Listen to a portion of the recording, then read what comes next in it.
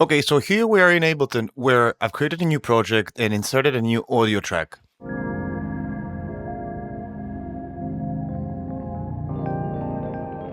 I made sure that my input settings and monitor are set appropriately to receive signal from our drum machine. And then I added an instance of ASAP Loop.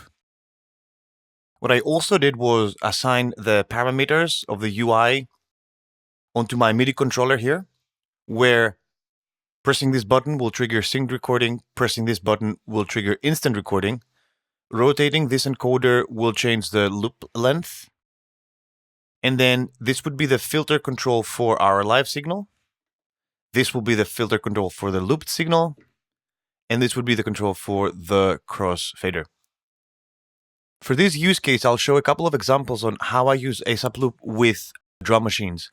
Both ways somewhat emulate how DJs use loopers during a DJ set. For the first example, I'll demonstrate the more typical way of using loopers in a DJ set, and that is to record a few bars of the current song. And once we do that, we have control over its duration. That will allow us to make smooth transition between the loop and the incoming song. So what I'll do here is I'll start Ableton, which will send MIDI clock to our drum machine. I would record the incoming signal, switch our crossfader to the loop side, which will give me the opportunity to change my drum pattern on the drum machine. Now, once I have two signals, the loop that I just recorded and the new drum pattern, I can use the filters and the crossfader to first mix the two songs before I ultimately transition fully to the live signal. Here we go.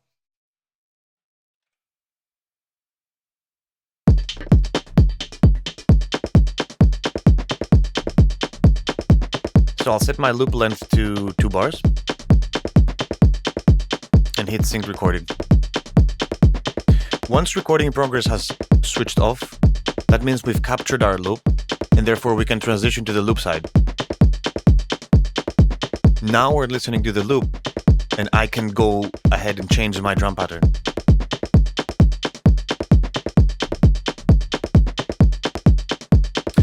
And as I said earlier, I'm going to use the filters now with the crossfader to mix and fully transition.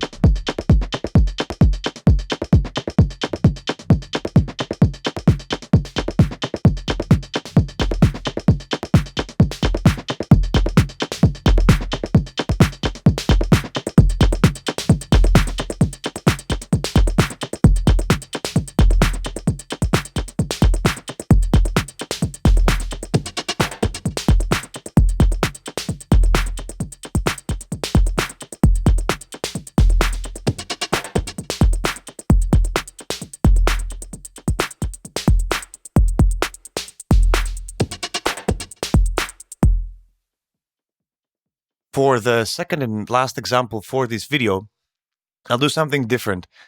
I'll capture short snippets of the incoming signal that I can use for either drum build-ups or to add variation to my existing groove.